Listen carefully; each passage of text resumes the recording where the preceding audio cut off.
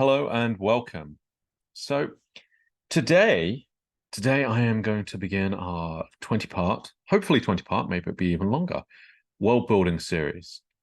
Now, I was thinking about this. I was thinking, where would be a good place to start? And because it's building up a world and hopefully setting some stories in it, which should be a lot of fun, making up some characters, sticking them in there. And this is something that maybe I'll even publish at some point.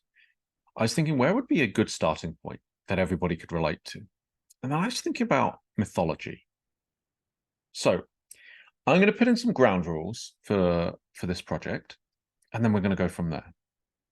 So in this world building project, I would like it to be fantasy. Now, it'd be quite nice to write some low fantasy, but not immediately. Let's start with high fantasy and then work to low fantasy. Well, what do I mean by this? We'll have some myths in, and those myths can form a tapestry, a fabric, a backdrop, and then we'll have the actual day-to-day life. And so we will work from starting point to the midpoint. I say midpoint because there's always the future, right? Unless the world-ending device actually goes off and destroys the world, in which case there may be other worlds, which could be fun. That could be a lot of fun, actually. Let's put a pin in that. We'll call it the midpoint. So we'll go from high fantasy to low fantasy. And it'd be quite fun to put in some science fantasy and have some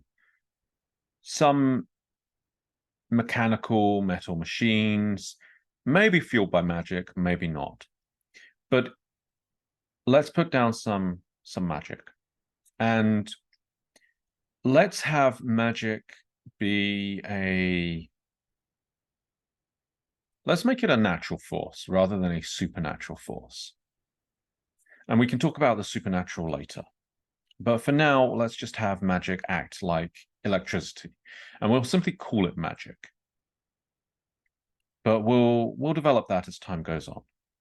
And so, other than that, let's make it so... I'm thinking off the top of my head here, because we do need some ground rules. Let's begin with one universe. We can add in other universes later, maybe, if we get there, if it ever crops up. Do we want planes of existence within this one universe? Probably yes. What will that look like? I don't know yet. I don't know yet. But let's start at the beginning and build our way out.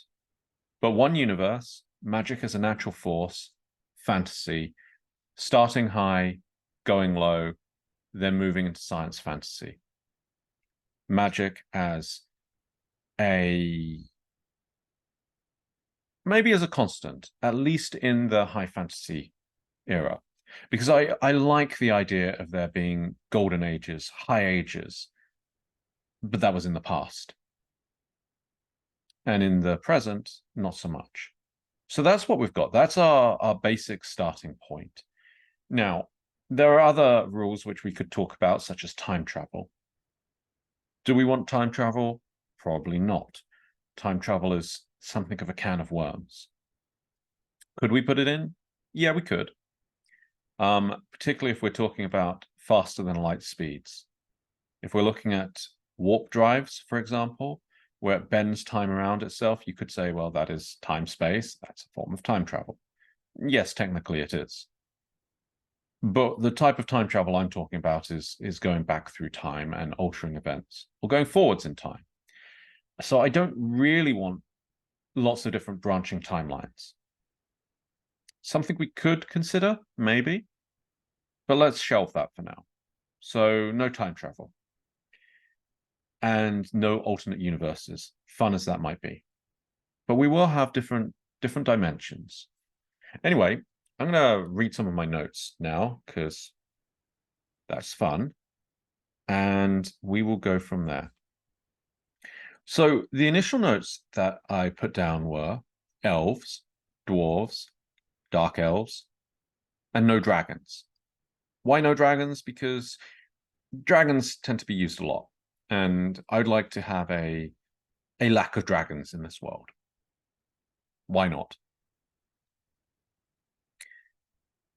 And okay, here's where we're going to begin. We are going to begin with a season of silence. And this is what I typed down. Before the stars shone, the dark elves were formed. When the stars began to shine, some of the elves became filled with light. The elves, in the darkness, used their magic and wove together cities. And there were dark seas. And in those dark seas, just as there were elves, there were sea monsters. And there was a war between the elves, the dark elves, and the sea monsters. And out of this, there was a cataclysmic surge of magic, which broke the world, cladding it in ice. And the ice snuffed out all life, except for that in hibernation. The pressure began to build and saw volcanoes form. And from this came new land as terrible eruptions occurred, and the first world passed away. A few monsters and hibernating elves remained. Now the shadows had gone, and the stars shone. Most of the elves turned to the light. Now the darkness was gone. And when the light shone, what was left became shadowy silhouettes. And so that's what we're going to start with. We are going to have our elves who began as dark elves and became light elves. But some of the elves remained as dark elves, hiding out in the shadows, wherever the shadows remained. And most of the sea monsters were gone, except for the few that remained. And so we have a first world, a primordial, primeval world, which became covered in ice and was destroyed. And so the remnants of the old world impact the new world. Well, what is the new world? Well, we'll call it the second world. Same planet, different world. And so then we can start talking about dwarves and humans and so on. But this is our starting point. So I hope you've enjoyed this. We'll be continuing this as and when. And as more thoughts come to me, I will jot them down. There'll be a lot of, shall we say, discovery writing, stream of consciousness. So I'll be spitballing, brainstorming a lot of ideas, and we'll go from there. Anyway, have a great day. Happy writing. Let me know what you thought in the comments. I'd love to hear your feedback. Love to see a like. Love to see you subscribe and invite a friend. Anyway, bye for now.